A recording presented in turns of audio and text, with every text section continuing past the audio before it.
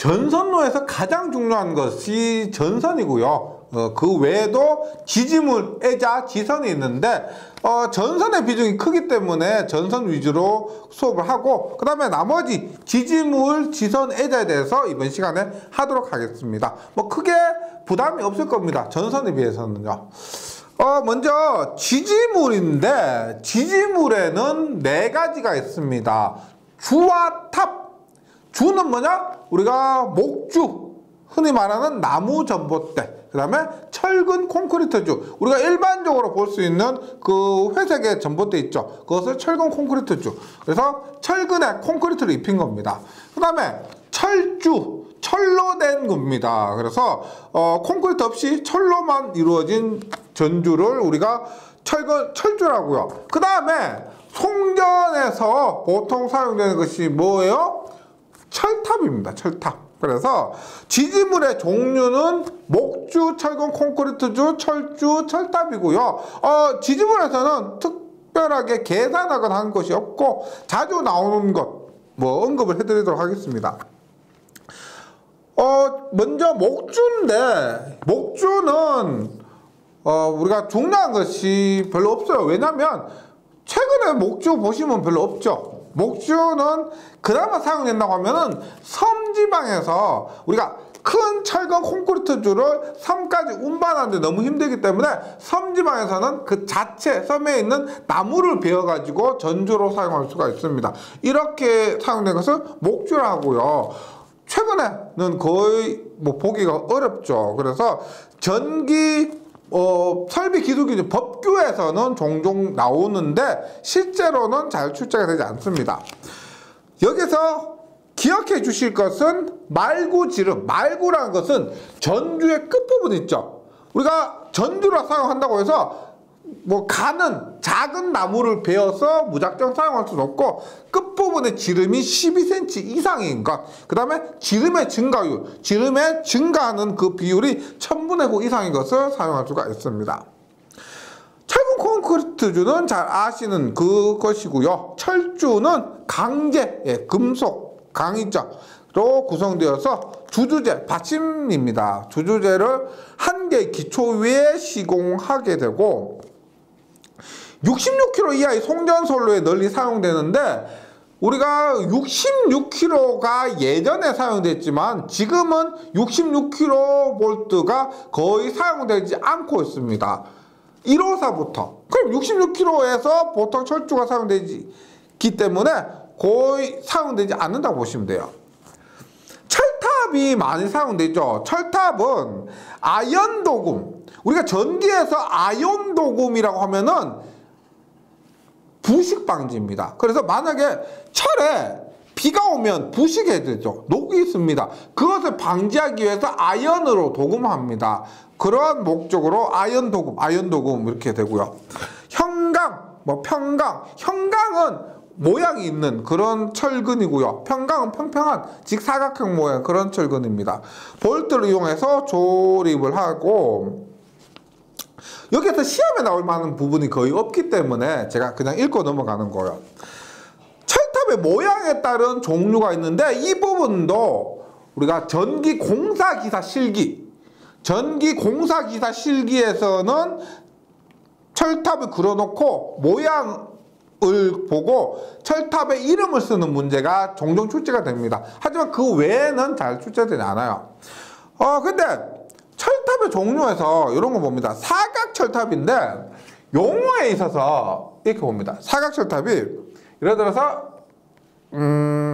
뭐 이렇게 그러면 이렇게 주고요. 보세요. 꼭대기 이렇게, 꼭대기 이렇게. 요것을 우리가 가공지선이라고 합니다. 가공지선이고, 그 다음에 맨 꼭대기에는 가공지선 있고, 그 다음에 여기에 하나씩 가요. 하나씩. 이것을 R상, S상, T상. 그 다음에 여기도 해서 R상, S상, T상. 그러면 우리가 이거 있죠. 요 한 세트 RST 한 세트를 우리가 1회선이라고 그래요. 1회선. 네. 요 각각은 전선 하나, 뭐 도체 하나 한 가닥 혹은 복도체를 사용하면 나눌 수는 있는데 요것 있죠. 요것은 한 회선이라고 그래요. 한 세트. 그 다음에 요것도 한 세트예요. 그러면 이런 철탑 같은 경우는 2회선이라고 해요. 2회선. 그 다음에 그 옆에 방형 철탑 같은 경우는 이렇게 돼 있죠. 우리가 예를 들어서 이렇게 뭐 대략적인 모양 한번 그립니다. 이렇게 하면 얘가 RST 이렇게 하면 얘가 1회선이에요. 회선이란 것은 한 세트를 얘기하는 겁니다. 그래서 시험에 나오는 것이 아니고 용어 설명하려고 그런 거예요. 사각철탑은 사면이 동일한 모양과 강도를 가진 철탑으로서 밑둥이 있죠. 밑에 모양이 정사각형입니다. 그리고 2회선용으로 주로 사용된다. RST, RS에서 2회선용으로요.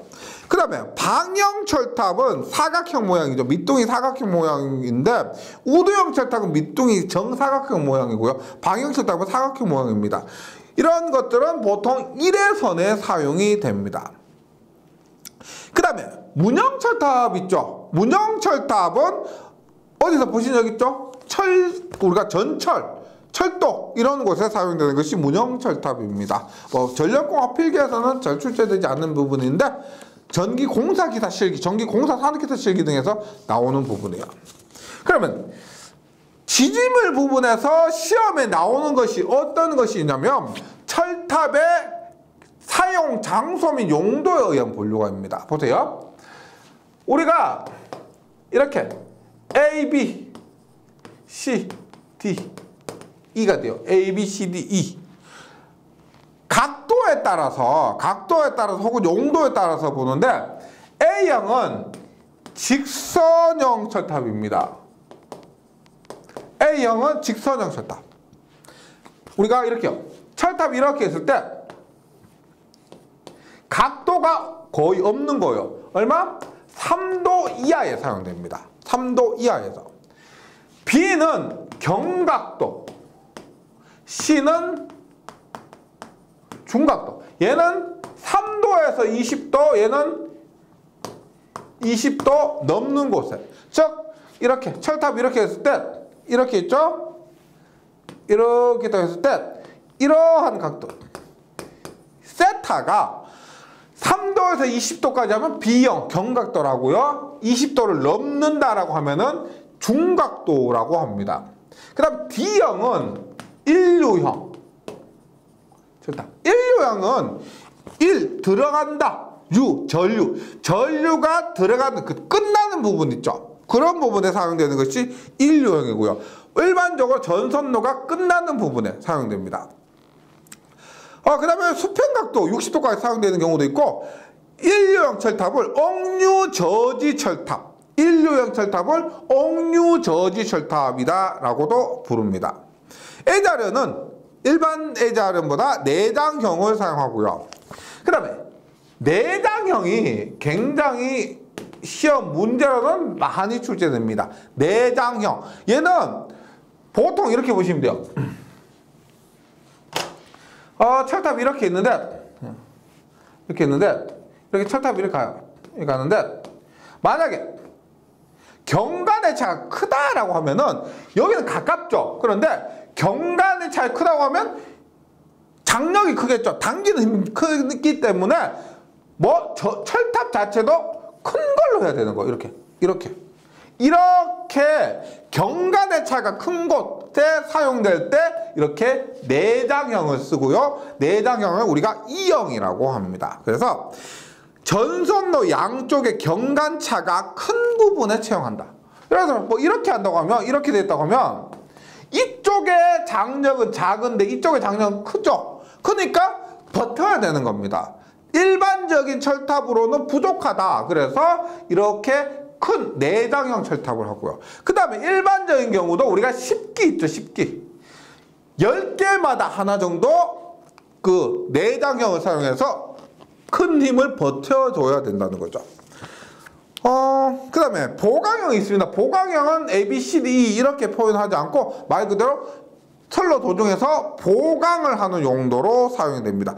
전선로 직선 부분을 보강할 경우에 채용을 한다. 그리고 내장형을 우리가 10기마다 한다고 하면 일반적으로 보강형은 5기마다 사용하고요. 시험에서 답으로 가장 많이 나오는 것은 2형 내장형 철탑이 됩니다. 그 다음에 지지물의 기초 강도는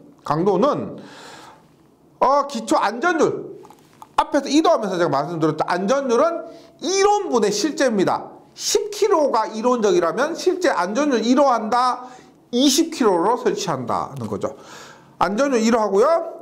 지지물의 전장이 15m 이하인 경우 땅에 묻히는 깊이를 전장이 6분의 이상으로 할 것. 이 부분도 전력공학에서는 시험에 잘 출제되지 않고요. 법규에서 잘 나오는 부분입니다. 전력에서는 건너뛰시고요.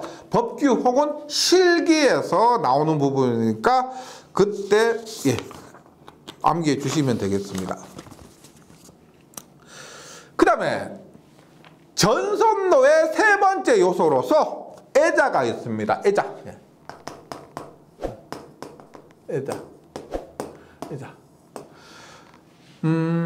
애자가 영어로 뭐냐면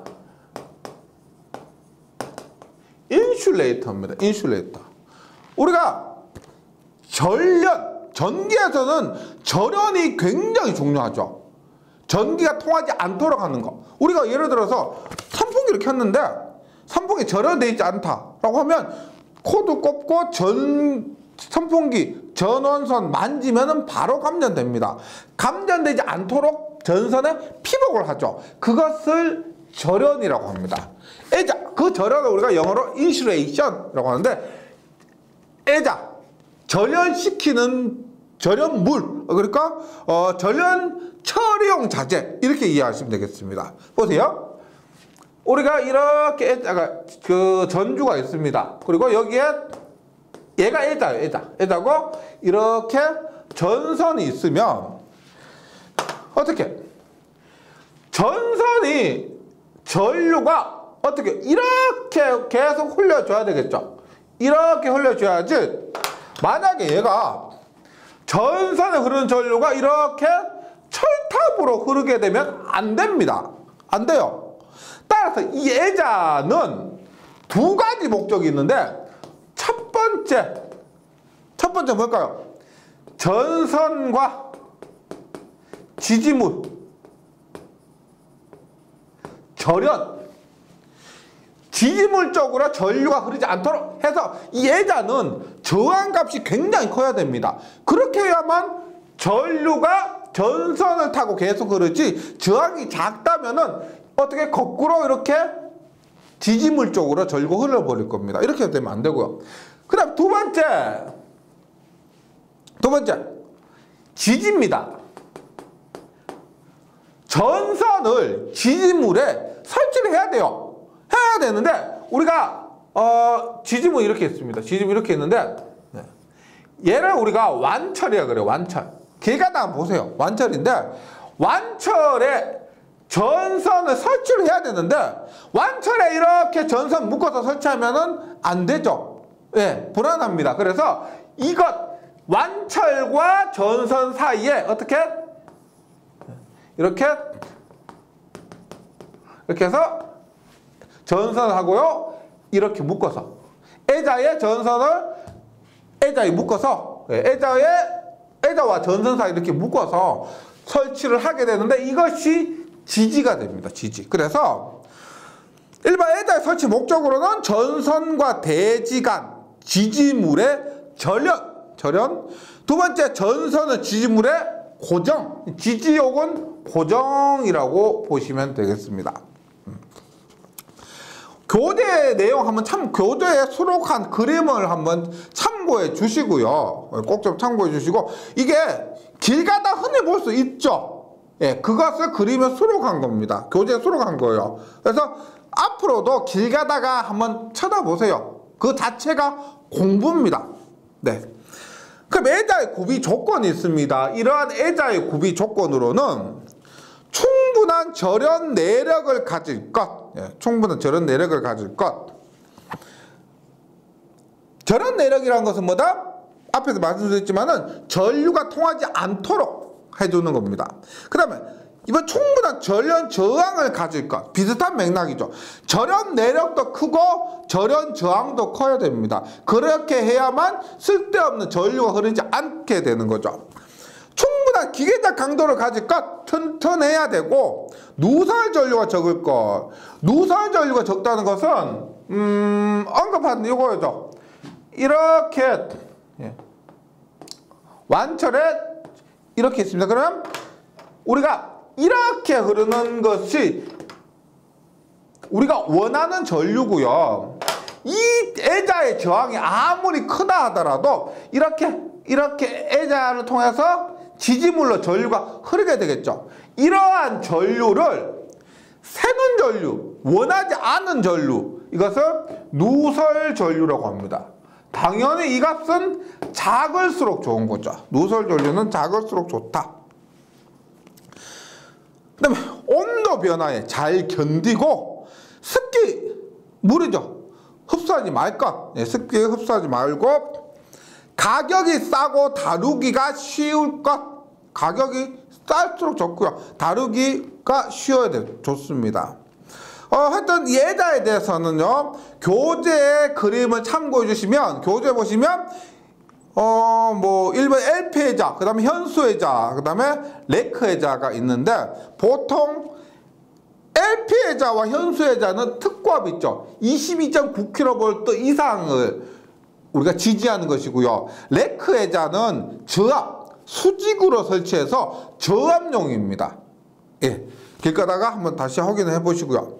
그리고 애자의 종류가 여러 가지가 있습니다. 교재에는 대표적인 애자만 수록했는데, 현수 애자, LP 애자, 폴리머 애자 수록했는데, 이 외에도 뭐 핀 애자도 있고 여러 가지 애자가 더 있습니다. 그런 부분이 시험에서 만약에 많이 나온다면 제가 모두 수록했겠지만, 이렇게 대략적인 것만 수록한 것은 크게 그 중요도가 떨어지기 때문에 그래요. 네.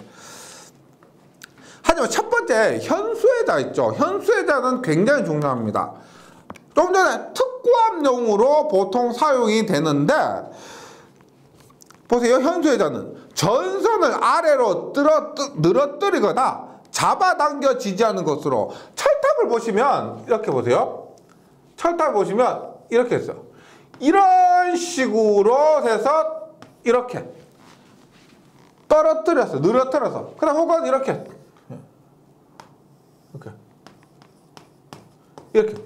잡아당겨서 이런 식으로 현수애자를 설치하는데, 이 각각이 애자입니다. 현수애자예요. 예. 연결 금구에 따라서 클레비스형과 볼 소켓형으로 구분된다. 이 애자를 확대하면은 이런 식으로 돼요. 현수애자 이렇게 되는데, 이렇게 연결해요. 하는데, 연결 방법에 따라서 이런 식으로 애자를 연결합니다. 이 부분의 연결 부위를 어떻게 연결하느냐에 따라서 소켓형과 클레비스형으로 구분이 된다는 거죠. 이런 식으로 하는 것을 우리가 클레비스형이라고 하고요. 그 다음에 애자의 종류가 있는데, 이렇게 보세요. 이게 중성선입니다. 중성선. 이런 부분에, 중성선 부분에 사용되는 애자는 지름, 요 있죠. 길이가 180mm. 즉 18cm예요. 18cm. 근데 전압선 있죠. 요런 거에 사용되는 거. 요런 것에 사용된 애자는 250mm입니다. 250mm짜리 애자가 사용된다는 거고요. 그 다음에 시험에 나오는 거. 전압별 애자련의 개수입니다. 전압별 애자련의 개수인데, 우리가 일반적으로 전류에 설치된 애자 보시면 2개에서 3개 정도 사용되고요. 154kV 같은 경우는 한 10개 정도가 사용됩니다. 154. 그 다음에 345 같은 경우는 한 20개 정도가 사용돼요. 이게 지금 제가 이렇게 애자를 그렸을 때 애자련이라는 것은 하나의 애자련이라는 것은 이렇게 애자가 직렬로 연결된 걸 얘기하는 겁니다. 직렬로 연결된 거. 그런데 몇 개를 직렬로 연결해서 사용하느냐 했을 때 이게 딱 정해진 게 아니고요. 대략적인 것은 이렇게 구하시면 됩니다. 20분의 전압 플러스 0에서 뭐 3개, 4개 뭐 이런 정도 애자련의 개수 대략적인 거예요. 보세요. 키로 22.9kg는 20으로 나누면 얼마예요? 1.1이죠. 1.1인데 안전과 관련된 것은 무조건 절상을 합니다. 절상. 그러면 1.1을 절상하면은 2죠. 2. 반드시 올리면 반올림이 아니고 올림. 그러면 2입니다. 2. 그래서 22.9kg는 2에서 3개예요. 2에서 3개. 만약에 154 같은 경우 얼마? 154. 20으로 나누면 7.7이죠. 그럼 얼마? 8입니다. 여기에서 1개에서 2개 다음에 얼마예요? 9개에서 10개 정도. 이런 식으로 합니다. 그래서 정확하게 아니고 이렇게 어차피 객관식으로 출제되고요. 22.9kV 뛸 때 몇 개냐 해서 보기 1번 2에서 3, 2번 3에서 4 이렇게 안 나와요. 2에서 3, 5에서 6 이렇게 나오기 때문에 요거 외워주시면 답은 찾기가 쉽습니다. 붙여서 예를 들어서 154가 1번 9에서 10, 2번 10에서 11 이런 식으로 안 나온다는 거죠. 그 간격이 있기 때문에 대략적으로 20분의 V 플러스 몇 개로 외워주시면은 답을 찾기는 어렵지 않습니다. 20분의 V 이런 방법으로 해주시기 바라요. 전압별 애자련의 개수요.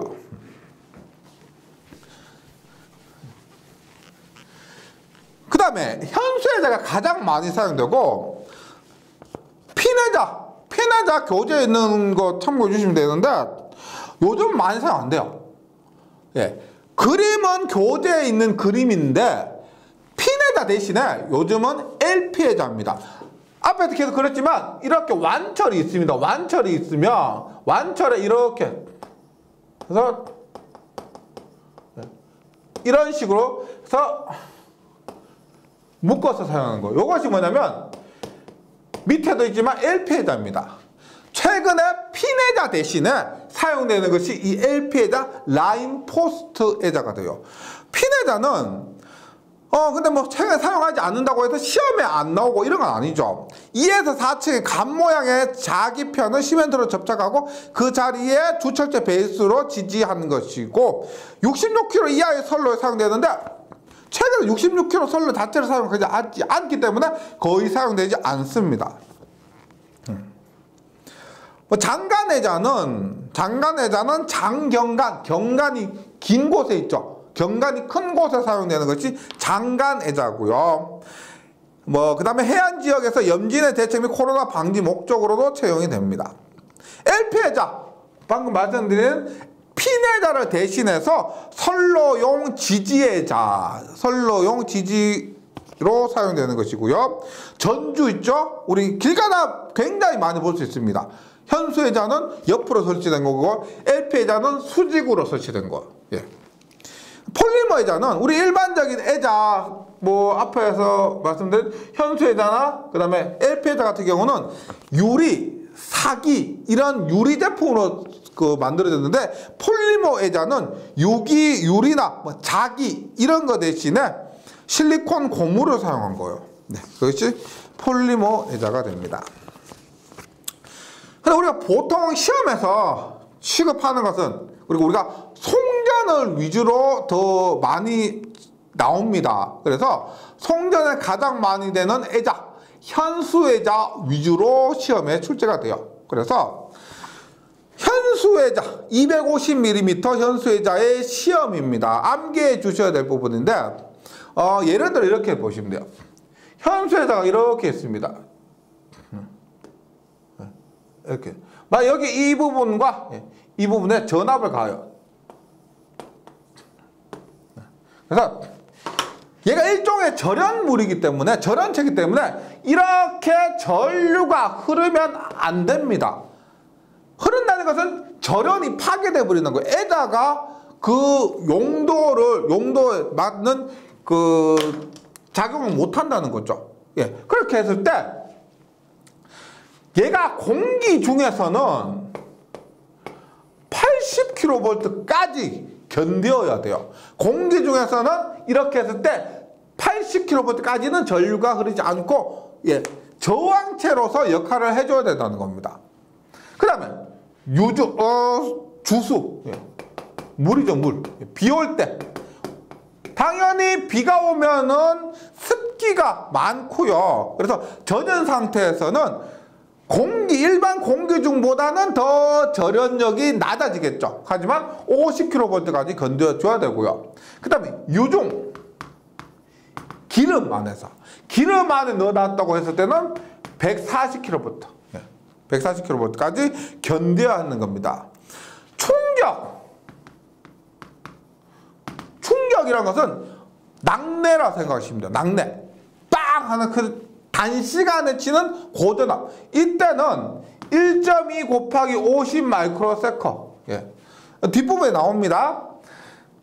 파의 앞부분, 이렇게 파의 앞부분이 1.2 마이크로세컨, 뒷부분이 50 마이크로세컨. 이런 충격파가 쳤을 때 얼마? 125kV까지 견뎌야 한다는 겁니다. 예. 요거 전압 있죠. 각각의 전압값 암기를 해주시고요. 해주시고, 그리고 뭐 기본 뭐요? 기본은 공기 중일 때 80kV입니다. 그 다음에 애자련의 능률이 있습니다. 애자련의 능률 보세요. 예를 들어서 애자련은 이렇게, 얘가 5개 이렇게 5개요. 5개가 이렇게 직렬로 연결됐어요. 직렬로? 뚜두두. 그러면 공기 중에서 우리가 건조 섬락전압, 건조한 상태에서 공기 중에서 하나가 80kV니까 이게 5개면은 얘가 얼마? 이론적으로 400kV까지 견뎌야 하겠죠. 이론적으로 400kV까지 견뎌야 하는 겁니다. 그런데 얘를 이렇게 직렬로 연결하다 보니까 이론적으로 400인데 야 하니까 300kV까지밖에 견디지 못하더라. 그랬을 때 애자련의 능률이 뭐냐면 1개 섬락전압 곱하기 개수 분의 애자련 섬락전압입니다. 무슨 말이요? 1개 섬락전압 80kV고 개수 몇 개? 5개죠. 5개인데 애자련 전체 섬락전압 300kV니까 얼마? 400분의 300 하니까 0.75예요. 75. 예를 들어서 애자련의 능률은 0.75다. 0.75다. 다시 애자련의 능률이라는 것은 1개의 공기 중에서의 섬락전압 있죠. 1개의 섬락전압 곱하기 애자련의 개수 분의 애자련 전체, 애자련은 직렬로 연결됐을 때 전체의 섬락전압을, 그 비율을 애자련의 능률이라고 하고요. 1보다는 일반적으로 다 작습니다.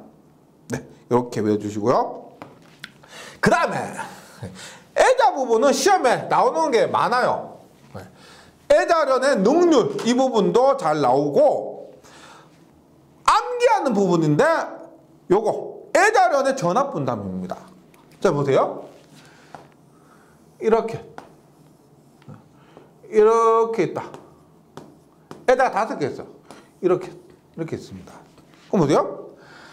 만약에 여기에 100kV가 걸린다고 하면은, 100kV 걸린다고 하면은 이론적으로 봤을 때 100kV니까 5개니까 여기 20kV, 여기 20kV, 여기 20kV, 여기 20kV, 여기 20kV 이렇게 분담을 하겠지. 100kV의 전압이 가해졌을 때 절연이 파괴되지 않고 견뎌야 하는 겁니다. 견뎌야 하기 위해서 이 애자 각각이 똑같이 20kV씩 견디면 그것이 이론적이죠. 실제 그렇지가 않다는 겁니다. 우리가 이런 것들이 등가회로가 그려지면은 지지물과 애자 이런 것들이 전부 하나의 콘덴서의 연결로 볼 수가 있어요. 즉 지지물과 애자, 전선 이런 것들이 콘덴서, 이러한 콘덴서의 연결로 볼 수가 있다는 겁니다. 그러다 보니까 우리가 예상한 것과 달리 100kV가 20이 아니고 어떤 것은 더 많고 어떤 것은 더 적더라는 거죠. 어떻게? 당연히 전선에서 가장 많은 가까운 쪽 있죠. 얘가 전압 분담이 가장 큰 것은 맞습니다. 예상하셨죠? 그런데 가장 작은 게 어디냐면 이러한 회로적으로 해석하다 보니까 이렇게 돼요. 이렇게. 즉 어느 지점이냐? 요 지점. 즉 약 5분의 3 지점. 요거 가장 전압 분담이 큰 것. 전압 분담이 가장 큰 것은 전선에서 가까운 애자. 가장 작은 것은 끝부분이라고 생각하셨겠지만 끝부분이 아니고 어디? 이 끝부분 이만큼인데 5분의 3 지점에 위치한 애자가 전압 분담이 가장 작더라는 겁니다. 외워주세요. 애자의 전압 분담은 전압 분담이 가장 큰 애자, 전선에서 가장 가까운 애자, 예상한 것과 똑같습니다. 전압 분담이 가장 작은 애자는 예상과 틀립니다. 5분의 3 지점 혹은 3분의 2 지점, 5분의 3에서 3분의 2 지점. 이것도 앞에서 애자라는 개수와 비슷해요. 뭐 10년 애자가 10개 있는데 그 중에서 전압분의 가장 작은 애자는 어디냐? 1번 6번째, 2번 7번째, 3번 8번째 이런 식으로 안 나와요. 뭐 8번째, 7번째 이런 것을 답으로 찾을 수 있도록 나옵니다. 그래서 뭐 5분의 3 지점 혹은 3분의 2 지점 외워주시면 되고요. 그래서 보통 우리가 오른 애자는 철탑에서 두 번째, 그 다음에 10년 애자는 철탑에서 세 번째 정도입니다. 이게 대략적인 값이에요. 네. 그렇게 기억을 해주시기 바랍니다. 그 다음에 애자련의 보호가 있습니다. 애자련의 보호인데 애자련은 뭐냐? 애자가 이렇게 있습니다. 애자가 이렇게 있는데 뭐 이렇게 애자를 보호하기 위해서 이런 식으로 보호하는 게 있어요. 왜냐면 낙내가 치죠. 낙내가 쳐서 애자에 낙내가 치면 파괴가 될 수가 있습니다. 애자가 파괴가 될 수가 있는데 그것을 보호하기 위해서 이런 식으로 해놓은 거예요. 이렇게 해놓은 것을 우리가 이름이 초호각 혹은 소호각 혹은 아킹혼이라고 합니다. 아킹혼. 그 다음에 이렇게 하지 않고 이렇게 고리 모양 있죠. 고리로 이렇게 고리로 만드는 게 있습니다. 이것은 링. 그래서 소호환, 아킹 링이라 그래요. 이것은 모두 애자련 보호입니다. 그래서 낙내로부터 애자가 섬낙되는 것을 보호하기 위한 목적으로 이렇게 아킹혼 혹은 아킹 링을 사용하는 거죠. 애자련 보호. 그 다음에 마지막으로 지지물에서 전선로에서 마지막으로 지선이 있습니다. 지선. 지선은 이렇게 보세요. 예를 들어서 전선이 이렇게 당기고 있다라고 하면은 전선이 이쪽에서 당기고 있다고 합니다. 그러면 우리가 전선을 땅에 묻었다 하더라도 이쪽으로 계속 당기고 있으면은 이쪽 힘이 쏠리죠. 그럼 어떻게 해요? 그 힘을 분담하기 위해서 어떻게 평형을 이루려면은 이런 식으로 지선을 설치하면 어떻게 돼요? 당기는 힘을 이쪽에 반대로 막고 있습니다. 이렇게 해서 지지물이 넘어지는 것을 방지하기 위한 목적으로 지선이 사용된다. 그런데 지선은 주에만 사용됩니다. 목주, 철근 콘크리트주 혹은 철주에만 사용되지 지지물 중에서 철탑에는 사용되지 않습니다. 단 예외가 있는데 철탑을 시공하고 6개월 있죠. 6개월은 철탑을 설치했는데 땅이 우리가 콘크리트 구조물이 덜 굳었다라고 하면 그게 확실히 굳을 때까지 약 6개월 정도는 지선을 통해서 사용할 수가 있는데, 지선을 통해서 그 안전을 보강할 수가 있는데 6개월 이상은 일반적인 경우에는 철탑에서 지선을 사용할 수가 없습니다. 네. 그래서 지선의 설치 목적으로는 지지물의 강도 보강, 지지물의 강도 보강이라는 것은 넘어지지 않도록 하는 것이고요. 전선로의 전체 안정성을 확 증대하는 겁니다. 그림, 교재 삽입된 그림 한번 참고해 주시고, 다 보신 적이 있을 겁니다. 예, 웬만해서는요. 한번 참고해 주시고. 그래서 지선의 종류가 여러 가지가 있는데 이것도 전력공학에서는 잘 출제가 되지 않습니다. 뭐 보통 지선, 일반적인 지선이고요. 수평 지선은 오른쪽에 있는 것이 지선주입니다. 지선을 설치하기 위해서 우리가 각도가 안 나오죠. 그러니까 지선을 설치할 만한 그런 거리가 나오지 않을 때는 지선주를 설치해서 수평 지선을 하고, 가공지선, 우리가 지지물과 지지물 사이에 사용하는 이런 가공지선이 있고요. 공동으로 사용하는 공동지선, 그 다음에 Y지선, 모양이 Y 모양입니다. 그래서 이렇게 지지물과 지지물이 있을 때 이렇게 공통으로 해서 한 번에 땅에 이렇게 박는 것도 있죠. 이것을 Y지선이라고. 궁지선, 지선을 설치할 각도가 우리가 뭐 수평지선보다 더 나오지 않을 때, 이럴 때는 궁지선을 사용합니다. 참고적으로 해주시고요. 이때 전력공학 자체에서는 시험에 출제 잘 되지 않습니다. 그 다음 지선의 구비 조건인데 이것도 법규과목에서 단골입니다. 법규공부하다 보면 한 회차에 한 문제꼴로 지선의 구비 조건이 나오는데요. 전력공학에서는 뭐 거의 출제되지 않고 실기에서도 또 중요하겠죠. 예, 실기와 법규에서 자주 나오는 내용으로서 지선의 구비 조건은 한번 읽어봐 주시면 되겠습니다. 그러면 지선에서 시험에 나올 만한 것은 지선의 가닥수 결정입니다. 지선의 가닥수 결정이 지선 부분에서 시험에 나올 수 있는 거예요. 한번 봅니다. 이렇게 지지물이 있습니다. 땅에 이렇게 있는데 만약 전선이 이쪽으로 이렇게 당기고 있어요. 장력 T로 당기고 있습니다. 그러면 얘가 100% 넘어지지 않도록 하려면은 T만큼 반대편에서 이렇게 P의 힘으로 당겨줘야 되겠죠. 그러면 힘이 같아지니까 이 지지물이 넘어지지 않습니다. 힘이 같으니까요. 그런데 우리가 지선을 이렇게 설치할 수가 없잖아요. 없죠. 뭐 나무에 묶어서 설치하기도 하기도 어렵고. 그래서 일반적으로 지선은 어떻게? 이렇게 땅으로 설치를 하게 되죠.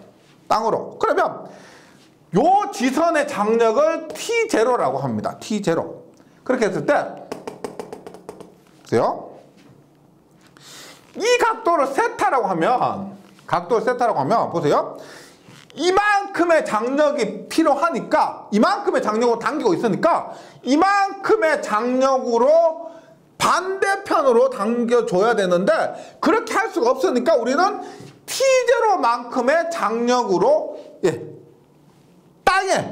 땅에 설치를 해서 이만큼의 장력을 보강해 주는 겁니다. 그러면 우리가 구해야 되는 게 뭐겠어요? 실제 시설한 이 지선의 장력이죠. 그러면 요게 90도니까 요거보다 요건 뭐예요? 요거보다 요것은 코사인 세타입니다. 따라서 T0분의 P는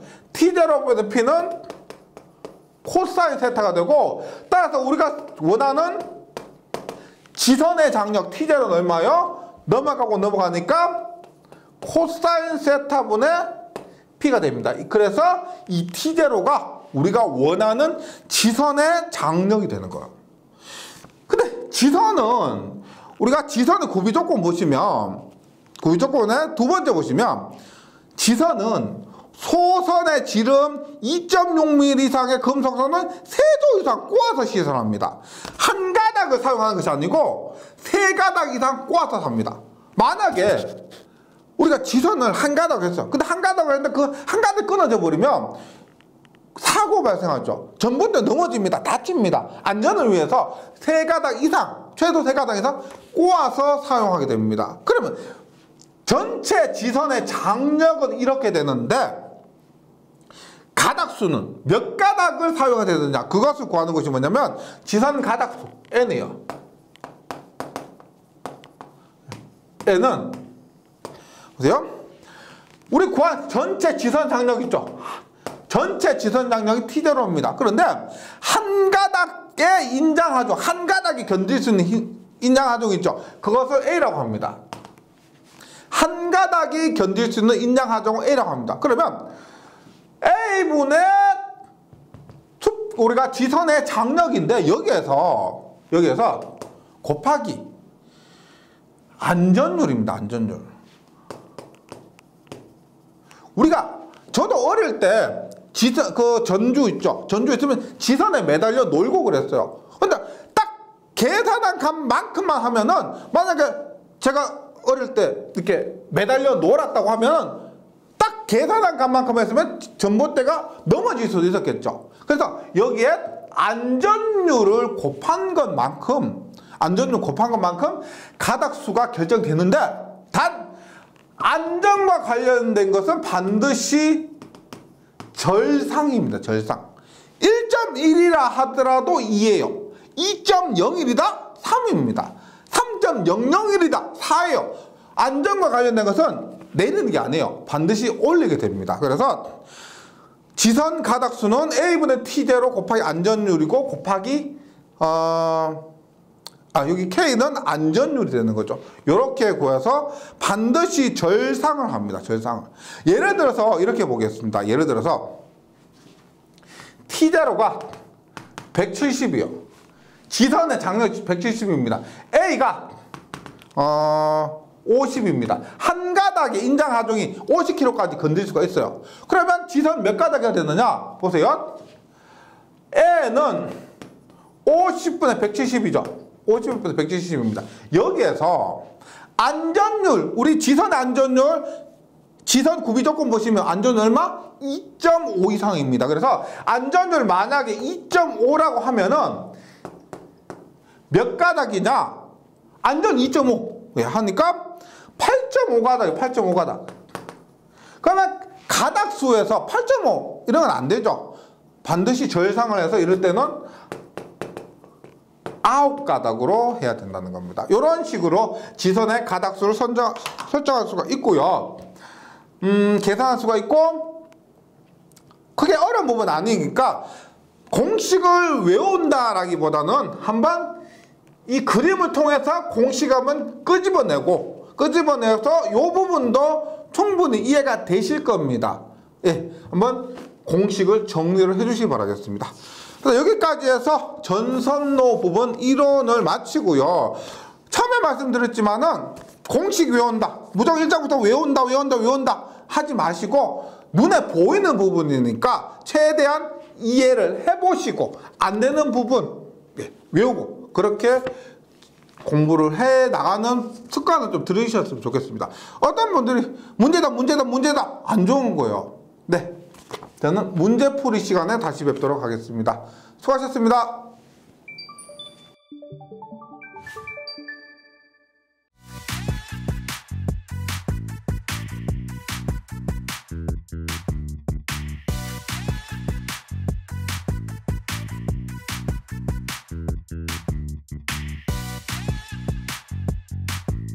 전기 소방 자격증 전문 교육으로 합격을 번개 배송. 다산 에듀